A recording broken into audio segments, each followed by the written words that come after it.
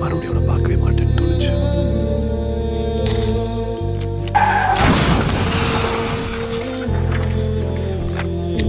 மறுபடியும் அந்த வழி திடீர்னு தாங்கவே முடியல. மேக்னாவை மறக்கவே முடியல.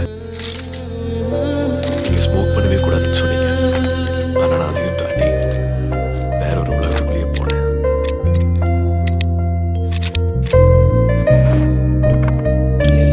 சூர்யா, ஆல் தோஸ் மெமரிஸ் அது மட்டும் அப்படியே வைக்கணும். கஷ்டமா இருக்கும். It be very difficult.